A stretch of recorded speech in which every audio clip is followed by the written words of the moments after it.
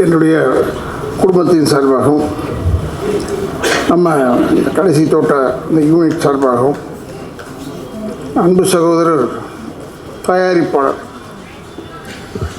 சுவாமிநாதன் அவர்களுக்கு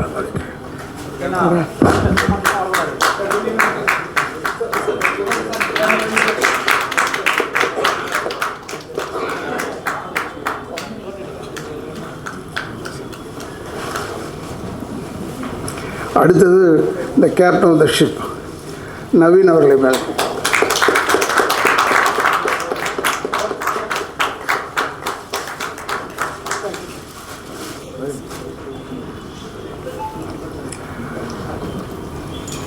இங்கே கூடியிருக்கும் என் குடும்பத்தை சேர்ந்தவர்களே,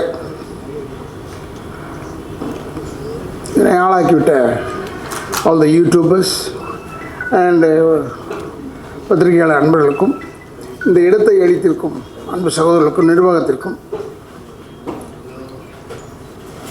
என்னுடைய வணக்கங்களை கூறி, நான் சாமிநாதனை தனிப்பட்ட முறையில் அவனை சொன்னோம்னா பெரிய குழப்பமாயிடுச்சு எனக்கு. சுவாமிநாதனா இல்லை வெறும் சாமிநாதனான்னு அது படித்து பார்க்குறேன். இங்கே யூ இருக்குது, அங்கே யூ இல்லை, ஒருவேளை இவர் வேறு அவர் வேறு யாருன்னு என்னென்னு அந்த ஒரு டவுட் வந்தது எனக்கு. ஐ ரியலி அப்ரிஷியேட் அந்த ப்ரொடியூசர்னா இப்படி தான் இருக்கணும், சோகமாக இருக்கணும், சிரிச்சிட்டானா ஒம்பாயிடும். கேஆர்ஜி சார்னு ஒரு பெரிய தயாரிப்பாளர், அவருடைய அண்ணன் சினிமா கம்பெனியில் அவர் படத்தில் நடிக்கிறேன். ஒரு தடவை அந்த ஹோட்டலில் எப்படின்னா பின்னாடி நடந்து போனோம்னா இந்த ஜன்னல் எல்லாமே பின்னாடி இருக்கிற இந்த ஜன்னல் வழியாக பார்க்கலாம், ஈஸியாக தெரியும். அப்போ பார்க்கும்போது இவர் காலையில் வெறும் பேர் பாடியாக இருந்தார். அவர் குளிச்சு கழிச்சிட்டு சாமி கும்பிட்டுட்டு அந்த செயின் மோதிரம் எல்லாத்தையும் போட்டுட்டு இப்படி பார்த்துட்டு எல்லாத்தையும் கைட்டி வச்சுடுவார். ஏன்னா அங்கே வரும்போது ஃப்ளோருக்கு வரும்போது சோகமாக வருவார். நாங்கள் ஏதாவது கேட்டுட்டா கேட்டிருக்காங்கடா வாங்கி வந்து கொடுப்பா, அவர் வாங்கிட்டு வந்து கொடுப்பான்னு சொன்னதுலேயே நம்ம சாப்பிடவே மாட்டோம், அந்தளவுக்கு இருக்கும். அது ஐ திங்க் ராஜதந்திரம்னு படம் விசு சார் டைரக்ஷனில் படம். அது மாதிரி சாமிநாதன் எனக்கு பிடிச்ச விஷயம் என்னென்னா சோகமாகவே இருப்பான், அப்படி தான் இருக்கணும். அவனை சிரிக்க வைக்கிறதுக்குள்ளே போதும் ஆகிடுது. ஏன்னா அவன் ஃபுல்லாக உள்ள டென்ஷன் இருக்குது. இந்த படம் 1 கோடிக்கு எடுத்துருக்கலாம், 10 கோடிக்கு எடுத்துருக்கலாம், 20 கோடிக்கு எடுத்துருக்கலாம், எல்லாமே பணம் தானே. இது என்னென்னா கேஆர்ஜி சார் தான் திருப்பி ஞாபகம் வராது.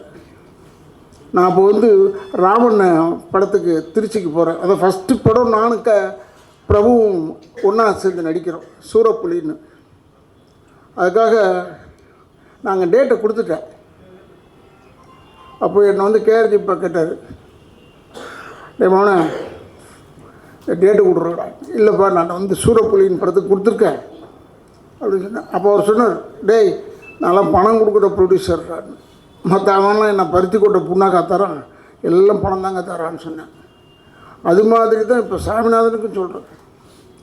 டோன்ட் திங்க் நம்ம சின்ன படம் பெரிய படம்ன்றதே பேசவே கூடாது. இந்த வாரத்திலேயே பெஸ்ட்டு பிக்சர் இதுதான் அப்படின்னு சொல்லும் போது நமக்கு சந்தோஷமாக இருக்குது, அது வேறு விஷயம். ஆனால் எனக்கு நல்ல நம்பிக்கை இருக்குது.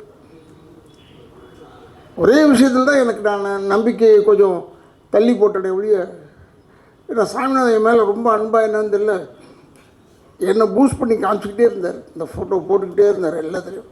அப்புறம் கூட ஸ்ரீ நிற்கிற மாதிரியும் செஞ்சிட்டார். அதை பார்த்தா நீங்கள் ரொம்ப பேர் கேட்டாங்க, இல்லை சார் காட்ஃபாதர் மாதிரி படமா சார், ஏன்பான்னு கேட்டேன். இல்லை பக்கத்தில் ஸ்ரீ நிற்கிறாரு, நீங்கள் உட்காந்துருக்கீங்க, அப்போ இது ஏதோ அது ஏன் காட்ஃபாதர்னு சொல்கிறீங்க, ஏன் நம்ம ஊரில் படமே இல்லையா? படம் இருக்கும், நம்ம இதுலேயே இருக்கும். எப்பவுமே நமக்கு அது ஒரு பெரிய பெருமை. வெளிநாட்டுக்காரனை பற்றி பேசிக்கிட்டே இருக்கிற நமக்கு ஒரு பெருமை. இப்போ பாருங்கள், இந்த படம் தான் நிற்குது, இந்த படம் தான் ஓடுதுன்னு சொல்கிறாங்க எல்லோரும். அவர் சாமிநாதன் சொல்லும்போது எனக்கே ஆச்சரியம். நம்ம படம் நல்லா ஓடுதுங்க, அந்த ஆடியன்ஸில் பேசுகிறாங்க. ரொம்ப ஒவ்வொரு ஆங்கிளில் அவங்க பேசும்போது நமக்கு ஓஹோ நம்மளும் தயாராகிக்கணும்னு. ஆனால் எனக்கு என்னுடைய 51வது வருஷம். இந்த 51வது வருஷத்தில் ராதாரவியை மெயினாக போட்டு ஒரு படம் ஓடுதுன்னா அது இந்த கடைசி தோட்டம் தான். ஸோ இப்போ எனக்கு தைரியம் வந்துருச்சு, தனியாக கூட சோலோவும் நடிச்சிடலாண்டா. இது வரைக்கும் வரல.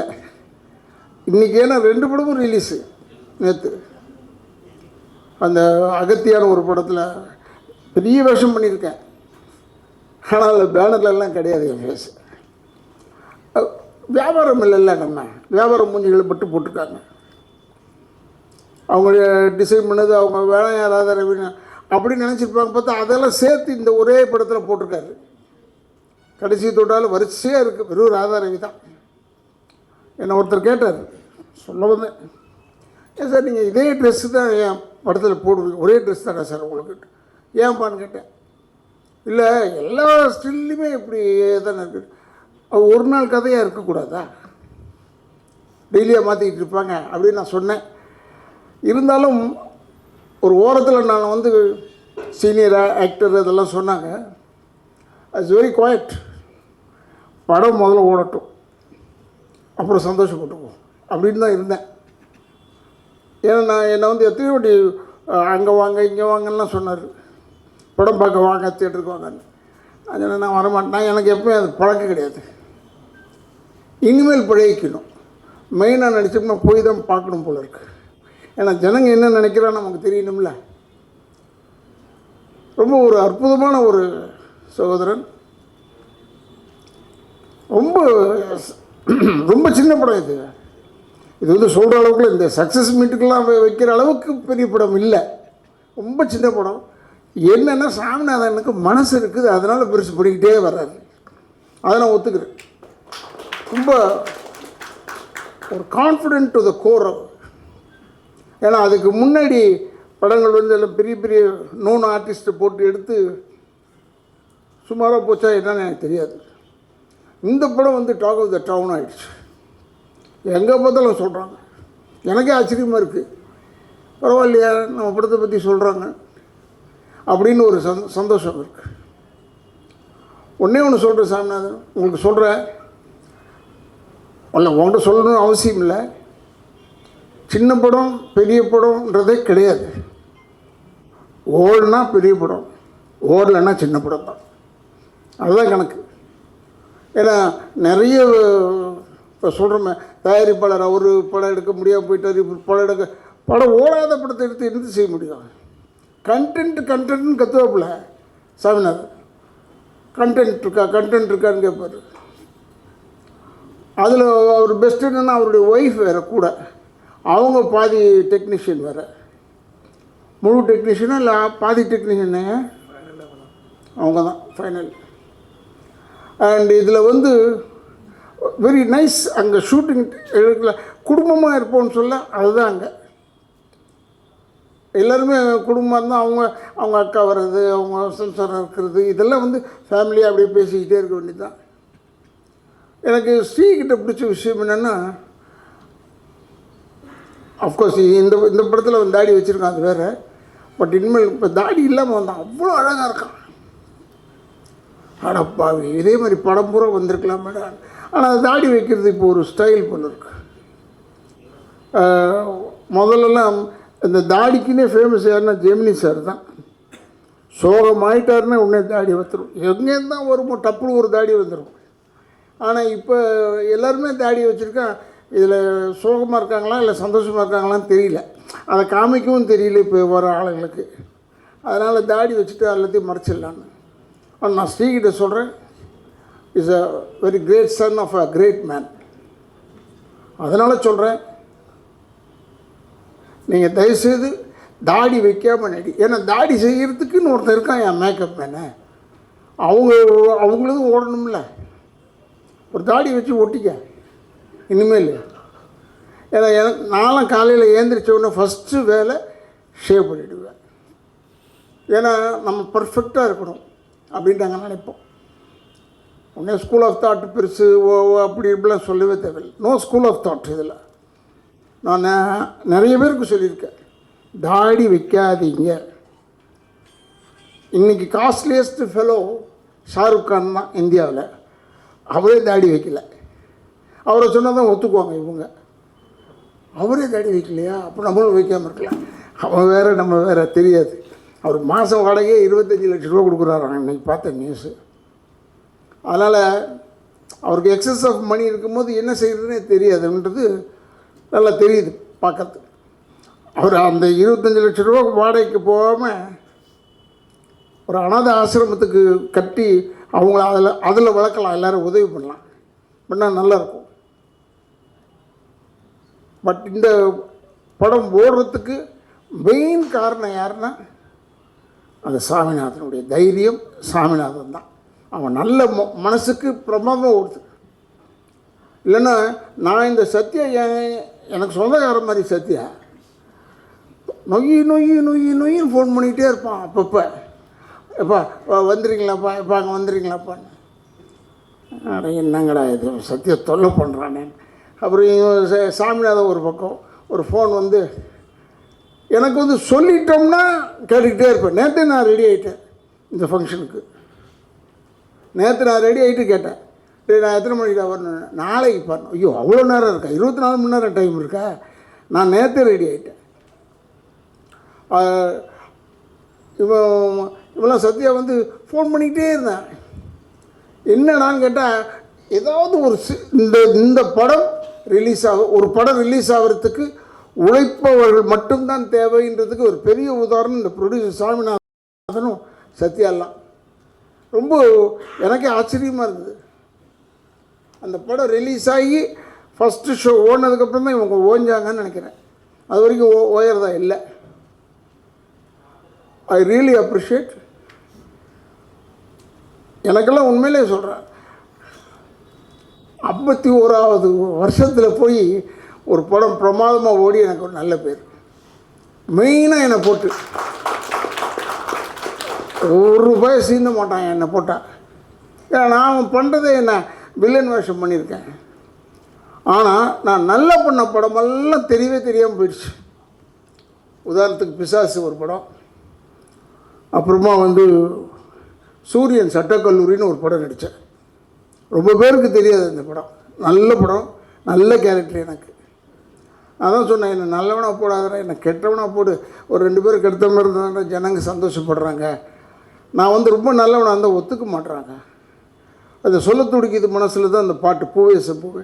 அந்த படம் சுமாராக தான் போச்சு. ஏன்னா நான் ரொம்ப நல்லவனாக நடிச்சிட்டேன் அதில். அதே மாதிரி அடைக்கலம்னு ஒரு படம், தம்பி பிரசாந்த் நடித்த படம். அதில் நான் ஒரு நல்ல தாய்மாமன் கேரக்டர். ஆனால் படம் அவ்வளோ ஓடல. இதில் கொஞ்சம் இதில் ஆக்சுவலாக கெட்டவன் தான். இதில் பார்க்கறதுக்கு நல்லவ மாதிரி இருக்கிறேன், ஆனால் எண்டில் கெட்டவன் தான். பழி வாங்கிறதுக்கோ எதுக்கோ கொலை தானே. என்னென்னா நான் உட்காந்துருக்கும் போது என்னால் உட்கார முடியல. ஏன்னா எல்லோரும் ஸ்ரீ ஆகட்டும், டைரக்டர் ஆகட்டும், எல்லாருமே அப்பா அப்பான்னு சொல்கிறாங்க. என்ன இது வேறு சொல்லிவிட்டு இது வேறு என்ன அரசியலில் மாட்டி விட்ருவாங்க போல இருக்குது. இல்லை இல்லை நான் எதாவது தப்பாக சொல்லிட்டேனோ? இல்லை, ஏன்னா அவங்கவுங்க கெஞ்சுறாங்க. என்ன அப்புறம் கூப்பிடு, அண்ணன் கூப்பிடு, தம்பி கூப்பிடு. நம்ம கெஞ்சவங்க கொள்ள சும்மா உட்காந்துருக்கோம், அப்பா அப்பா அப்பா அப்பா அப்பா அப்பா அப்பான்னு கூப்பிட்றாங்க. அப்போ நான் நினச்சிக்கிட்டேன், பரவாயில்ல இவங்க சொல்கிறதுக்கும் ஒத்து போகுது இப்போ. ஆனால் வெளியே தெரிஞ்ச ராதாரவி நமக்கு எதிர்ப்பானவன், அதனால் சொல்லிட்டுன்னு சொல்லிட்டு போகிறாங்க. அதுக்காக பயந்தேன் நான். ஏன் இவங்க திருப்பி அப்பா அப்பா அப்பான்னு கூப்பிட்றாங்கன்ட்டு. பட் ஒன்று தெரிஞ்சுக்கணும், சுமையை தூக்குபவன் தான் தந்தை.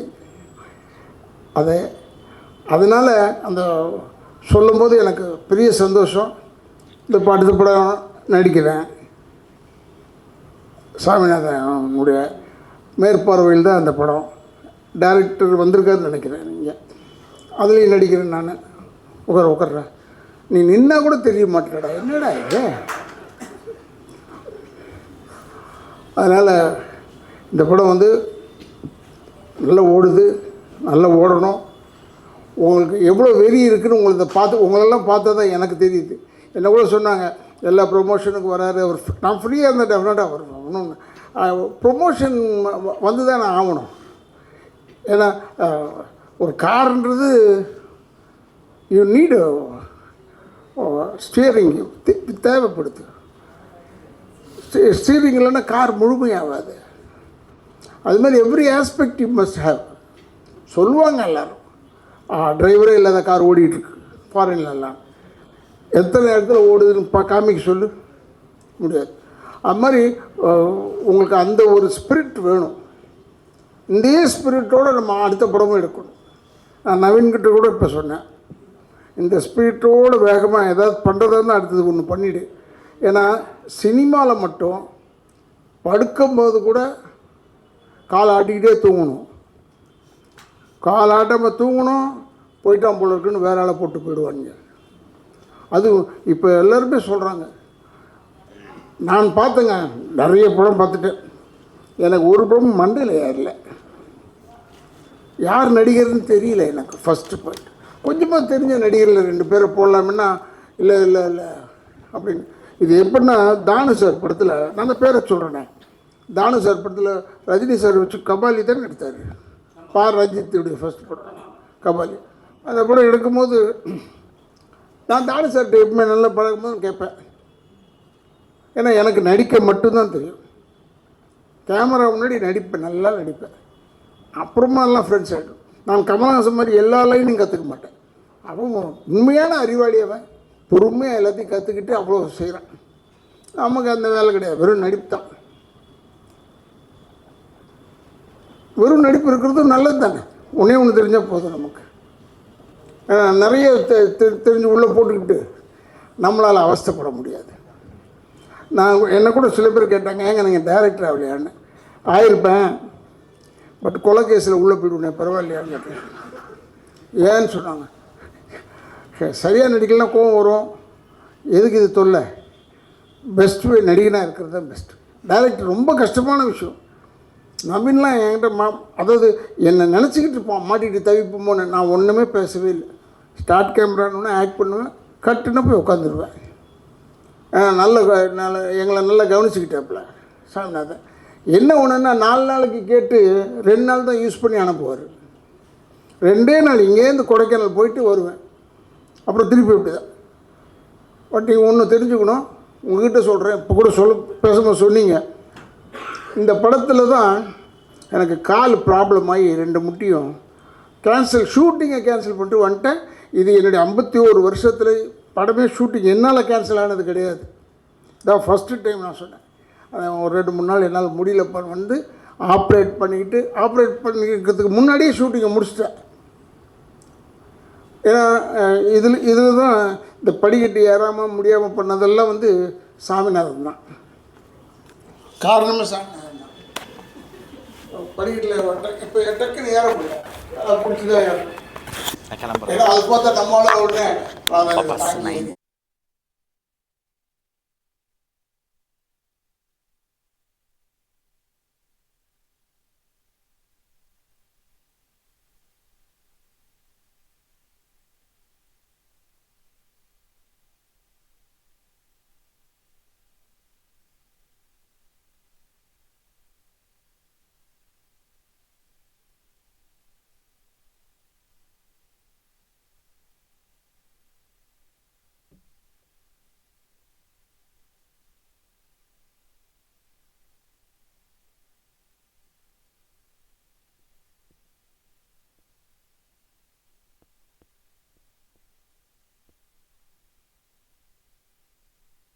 பெருசாக எடுத்திருந்தா நிறைய செலவு பண்ணி ஒரு 10 கோடியோ 20 கோடியோ எடுத்திருந்தா இந்த அளவுக்கு ஓடாமல் இருந்திருக்கும்.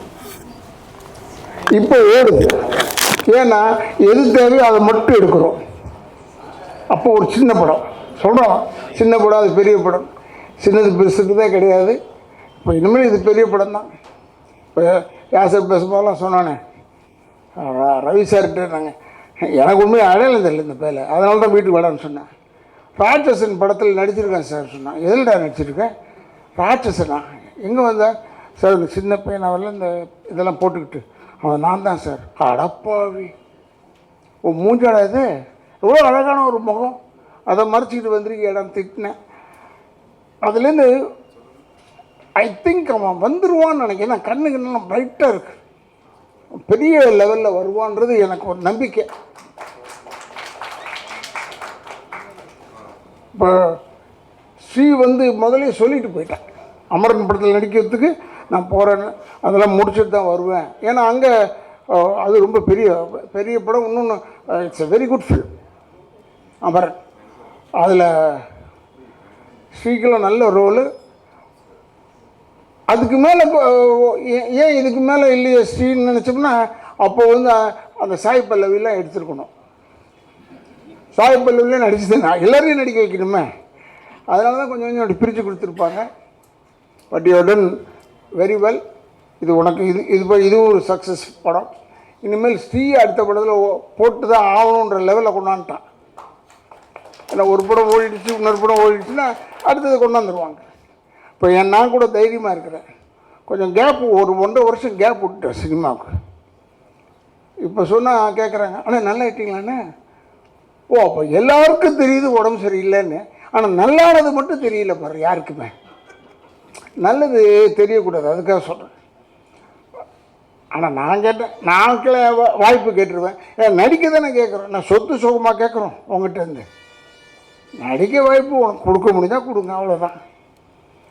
ஏன்னா நம்ம ஆக்டிங் தெரிஞ்சோ தெரியாமலும் இந்த லைனில் வந்துட்டு நம்ம, அதனால் இனிமேல் நான் சினிமா வேணாம்னு சொல்லி போனோம்னா நான் தான் கஷ்டப்படுவேன். சினிமா கஷ்டப்படாது, யார் வந்தாலும் போயிட்டே இருக்கும். புரட்சி தலைவர் இறந்து விட்டார், நடிகர் திலகம் போயிட்டார், ஜெமினி சார் இல்லை, ஜெய்சங்கர்னு இல்லை, படம் நின்றுடுச்சா நான் ஓடிக்கிட்டே இருக்கு. யாரோ ஒருத்தங்க நடிப்பாங்க, யாரோ ஒருத்தங்க வருவாங்க. சினிமா மட்டும் வாழ்ந்துக்கிட்டே இருக்கும். என்ன சுருங்கி வாழும் போவேன்.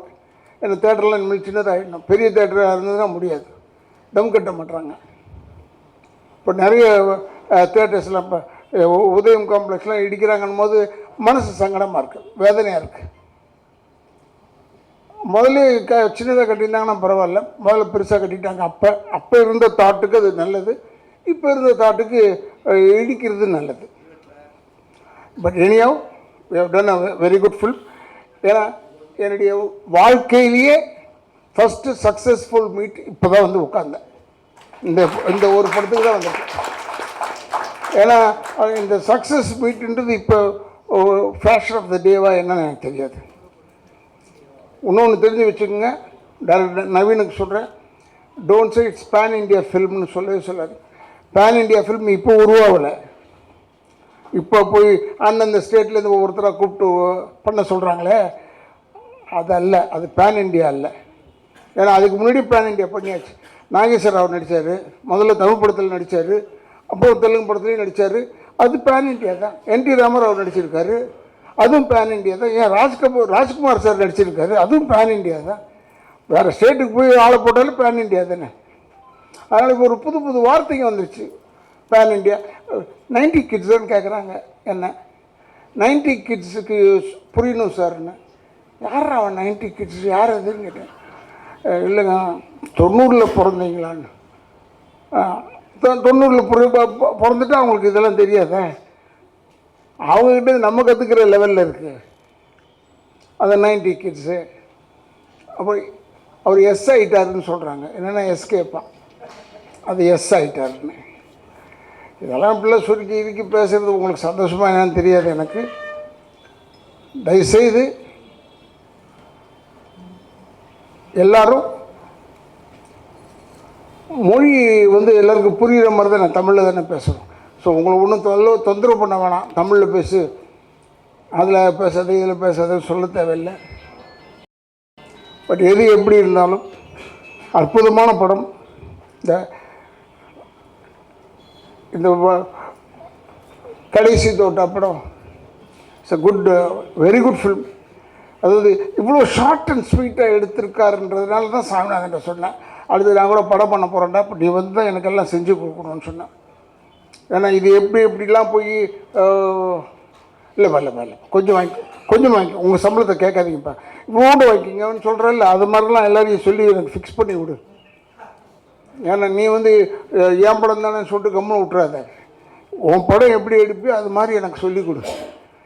ஏன்னா எனக்கு உண்மையில் புதுசாக இருக்குது எல்லாமே. இப்போ நடிக்கிறமே ஒழிய பட் புதுசாக இருக்குது. ஏன்னா ரிலீஸ் பண்ணுறதுக்குள்ளே செனை வாங்கிடுதுன்னு சொன்னாங்க. ரிலீஸ் பண்ணுறதுக்குள்ளே போதும் ஆகிடுது. அவனுக்கிட்ட தான் சொல்லுவான், இல்லை சார் உங்களுக்கு ஒரு ஷோ தான் கொடுக்க முடியும். இப்போ கூட மைக்கில் கூட சொன்னாங்க, அந்த ஒரு தேட்டரில் ஒரு ஷோ தான் கொடுப்பாங்கன்னு சொன்னாங்க. அப்புறமா ஃபோன் பண்ணி 3 ஷோ ஆக்கிறோம்னு சொல்கிறாங்க. நான் இப்போவும் சொல்கிறேன், இந்த பெரிய படம் ஓடுது, சின்ன படத்தால் தான் பெரிய படத்தால் சரி, படம் ஓடணும், அவ்வளோதான். படம் ஓடினா இப்போல்லாம் 3 நாள் ஓடினா பெருசு இல்லையா, வெற்றி தானே உங்களுக்கு. ஏன்னா நான் பார்த்தேன், இந்த அவமானமான ஒரு விளம்பரத்தை பார்த்தேன், வெற்றிகரமான 2வது நாள்னு போட்டான். போச்சுடா, நல்ல வேலை நம்ம முடிகிற தருவாயில் இருக்கும் போது இது மாதிரி போடுறாங்க பேப்பரில். ஏன்னா நான் வந்து 25 நாள், 50 நாள், 100 நாள், 125, 200 நாள், 250 நாள்லாம் பார்த்துட்டு 2 நாள் வெற்றி நடைபோடுகிறது 2வது நாள்.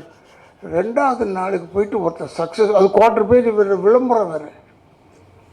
அதெல்லாம் பார்த்த உடனே கொஞ்சம் மனசு வேதனையாக தான் இருக்குது. இல்லை ஜனங்க உள்ளே வர மாட்டாங்க. எதுக்குள்ள உள்ளே வர மாட்டாங்கன்னு கேட்டால், அன்றைக்கி ப்ரொடியூசர் கவுன்சிலில் கூட தகராறு தான். இல்லை சார், பாப்கார்ன் விலை ஏற்றிட்டான், காஃபி விலை ஏற்றிட்டான். நான் சொன்னேன், நீ டிக்கெட் வாங்கிட்டு வரையே, எதுக்கு வர? படம் தானே பார்க்க வர, அப்படியே போய் அலைஞ்சிக்கிட்டு பாப்கார்ன் வாங்குற, காஃபி வாங்குற, அதை வாங்குற, அதெல்லாம் வாங்காத, அதெல்லாம் விட்டுட்டு வா. அதை விட்டுட்டு வந்தால் நம்மளது நல்லபடியாக போகும் படங்கள்லாம். கேடுகட்ட தமிழ்நாட்டில் மட்டும்தான் இப்படி, தமிழ்நாட்டில் மெட்ராஸ் மட்டும்தான், பெரிய சிட்டிஸ் தான் இப்படி. போய் செங்கல்பட்டுலாம் பாரு, நல்லா ஓடுது படம். நம்ம படங்கள்லாம் பிரமாதமாக ஓடுது செங்கல்பட்டுலலாம். ஏன்னா இன்னும் ஜனங்க தரையில் உட்காந்துட்டே பார்க்குற லெவலில் தான் இருக்காங்க. சில இடத்துல, சில ஊரில், ஒரு சில ஊரில் அப்படி கிடையாது, அங்கே மாட்டிக்கிறாங்க. அங்கே வந்து இந்த பாப்கார்ன் முக்கியமாக போயிடுது, படம் முக்கியமாக போகல உங்களுக்கு. அதனால் இனிமேல் தயவுசெய்து உள்ளே வரும்போது கும்பிட்டுட்டு சொல்லுங்கள், தயவுசெய்து பாப்கார்ன் வாங்காதீங்க, படம் பாருங்கள். படம் வித்தவுட் இன்டர்வல் படம் ஓடிச்சுன்னா சக்ஸஸ் ஆகிடும்னு நினைக்கிறேன். ஏன்னா அந்த இன்டர்வல் விடுறதுனால தான் தொல்லை. ரிலாக்ஸ் பண்ணவே வைக்கக்கூடாது ஜனங்களை என்று சொல்லி எனக்கு தெரிஞ்சது பூரா சொல்லிவிட்டு அப்படி இப்படி கொஞ்சம் அப்படி இங்கே அங்கேன்னு சொல்லியிருக்கேன். அது என்ன திருச்சி போடுறாங்களோ போடட்டும்.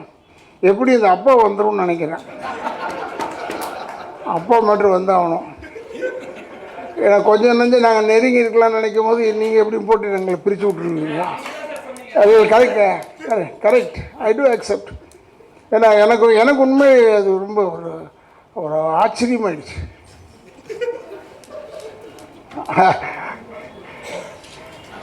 இப்போ ஆடிட்டு இருக்கும்போது சின்ன குழந்தை நேரம் வந்து என்கிட்ட வந்து விளையாடும் போது அம்மா சொல்லுது, ஏய் தாத்தா பாரு சொல்லு. நல்ல வேளை நான் சொல்லலை, அவங்க சொன்னாங்க தாத்தாவை பாருங்க.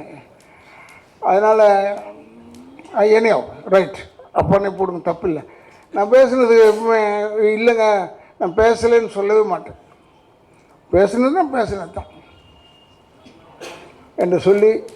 ஏன்னா ஒருத்தர் வெயிட்டிங்கில் இருக்காது, எப்படியாவது ஏன் இவங்க வரலன்னு கேட்கும் போது நினச்சிட்டா, ஆஹா ஒரு ஆள் இருக்காரா இங்கன்னு விட மாட்டார். ஏன்னா அவருக்கு இவங்க ஏன் வரல, அவங்க ஏன் வரலன்னா கேட்டார். இது எப்படி கல்யாணம், நான் அப்போ நினச்சிக்கிட்டேன், இந்த கல்யாணத்தில் அப்படி தான் போனோம்னா வாங்க வாங்க வாங்க வாங்க வாங்க, வீட்டிலேருந்து வரலையா, யோ வந்திருக்கேன் என்ன முதல்ல பாரு, அப்புறமா என்னை தாண்டி பாரு, என்ன விட்டுரு, வந்தவனுக்கு இல்லை சந்தோஷப்படுத்தணும். நீ அதை விட்டுட்டு இப்படி பார்த்து வீட்டிலேருந்து வரல, இவனுக்குனே ஒரு வீடை செட் பண்ண முடியுமா கல்யாணம் பண்ண விட்டாண்டா? இல்லை சொல்கிறேன், ஏதோ தப்பாக பேசிட்டேண்ணா. இல்லை இப்படின்னா வீடு கல்யாண மண்டபம் எங்கெங்கே இருக்குது. இப்போ முந்தியெல்லாம் கல்யாண மண்டபம்னா நமக்கு தெரியும், ஓரளவுக்கு 2-3 இடத்துல இருக்கணும். இப்போ நிறைய ஆயிடுச்சு. அது தேடி போக முடியுமா நம்ம? அதனால் சொல்கிறேன். நான் வேறு ஒன்றும் தப்பாக சொல்லலை. எதுக்காக சொல்கிறேன்னா, வர்றவங்களை வந்து விட்டுறீங்க, வராதவங்களுக்கு தேடிக்கிட்டே இருக்கீங்க.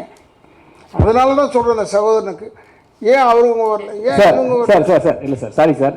என்னன்னா, அவர் தொடர்ச்சியாக எல்லா படம் ப்ரெஸ் மீட்லேருந்து எல்லாத்துக்குமே வந்து எல்லாரையும் சப்போர்ட் பண்ணுறாரு, எல்லாருக்கிட்டையும் வந்து சொல்கிறாரு என்னன்னா எனக்கு எல்லாரும் சப்போர்ட் பண்ணுறாங்கன்ட்டு. ஆனால் படம் ரிலீஸ் ஆகிறதுக்கு முன்னாடி அவர் ரொம்ப வருத்தப்படுறாரு. என்ன வருத்தப்படுறாரு, யாரும் வந்து சப்போர்ட் பண்ண மாட்டாங்கன்ட்டு. ஸோ அந்த கேள்வி வந்து கண்டிப்பாக நான் கேட்டே ஆகணும். ஏன்னா நாங்கள் வந்து நீங்கள் தான் வரீங்கன்னு சொல்லிட்டு தான் நாங்கள் வரோம். ஆனால் நீங்கள் வராத போது எங்களுக்கே ஏமாற்றம். ஆஃபீஸில் போய் நிற்கும் போது ஏன் அவங்க ஃபுட்டேஜ் நீங்கள் ஏன் எடுக்க முடியலன்னு கேட்குறாங்க, என்ன எங்களை கேட்குறாங்க. ஸோ நாங்கள் என்ன பதில் சொல்கிறது, அதனால தான் இந்த கேள்வி கேட்குறோம். இல்லை, கரெக்ட், நீங்கள் கேட்குறதுலாம் கரெக்ட் தான். ஆனால் வர்றவங்கள விட்டுறீங்களேன்றதான் வருத்தம் சார். இல்லை, நான் வரேன்னு சொல்லுங்கள் சார். ஃபஸ்ட்டு உங்கள் வாக்கு தானே சார் சொல்லணும். என்ன இல்லை, உங்களை சொல்லலை, பொதுவாகவே கல்யாணத்தில் சொன்னதை சொல்கிறேன். நான் இங்கே இருக்கிறவங்கள சொல்ல, உங்களை சொல்லலையே. நான் சொன்னது கல்யாணத்துலலாம் யூஸ்வலாக இங்கே இப்பவும் கல்யாணத்தில் நடக்குது. அது இல்லைன்னு சொல்லுங்கள், வந்தவங்களை விட்டுருவாங்க, வராதவங்களை தேடுவாங்க. அதுக்காக சொல்கிறேன். ஏன்னா பட் சினிமாக்களை நான் எப்பவுமே ஐ எம் அகேன்ஸ்ட் திஸ். இந்த ப்ரொமோஷனுக்கெலாம் வந்தாகணும்னு சொன்னதுனால தான் ஒரு விஷயத்தில் மாட்டிக்கிட்டேன். என்ன சார் நீங்கள் அவங்க வரலன்றதை கேட்குறீங்களான்னு கேட்டாங்க. எனக்கு அவங்க வந்தால் என்ன, அவன் வரலன்னா எனக்கு என்ன, ஏன் வரலன்னு ப்ரொடியூசர் கேட்குறாரு. போய் அவருக்கு போய் பதில் சொல்லு. பணம் கொடுத்துவான் அவன் பாவம்.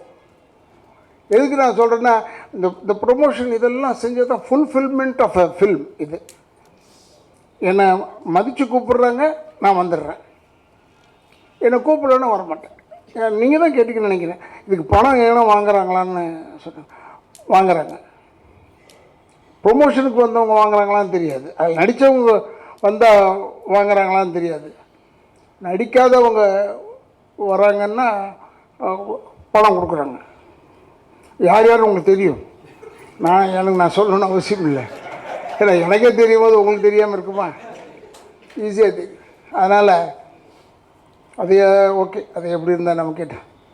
ஏன்னா நான் என்ன சொல்கிறேன்னா, உண்மையிலே இந்த மாதிரி சின்ன படங்கள், உங்கள் பிரகாரம் இது சின்ன படங்கள் ஓடுது, உங்களுக்கும் லாபம் வருது, போட்டவங்களுக்கும் லாபம் வருது. ஸோ அந்த பேலன்ஸ் பண்ணி எடுக்கக்கூடிய சாமிநாத மாதிரி ஒரு ஆள் வேணும். இல்லைன்னா அது கஷ்டம். எங்களெலாம் நல்லா தங்க வச்சார், நல்ல சாப்பாடு எல்லாம் கரெக்டு. ஆனால் நாள் மட்டும் டக்குன்னு ஒரு 2 நாள் ஆக்கிடுவார். 5 நாள் வாங்கி 2 நாள் ஆக்குவார். அது அவங்ககிட்ட சொல்லிடுவார், நவீன்கிட்ட. ஏன்னா நான்லாம் வெள்ளை யானை, நான் இருக்க செலவு, அதனால் இப்படி போய்ட்டு நல்லது தான் என்று சொல்லி, நல்ல ஒரு அற்புதமான படம், அற்புதமான நிகழ்ச்சிக்கு என்னை அழைத்தமைக்கு என் குடும்பத்தின் சார்பாக மீண்டும் சாமிநாதன் உங்கள் குடும்பத்துக்கெல்லாம் நன்றியை சொல்லி, இந்த ஹோல் யூனிட்டுக்கும் நன்றியை சொல்லி விடைபெறுகிறேன். நன்றி, வணக்கம்.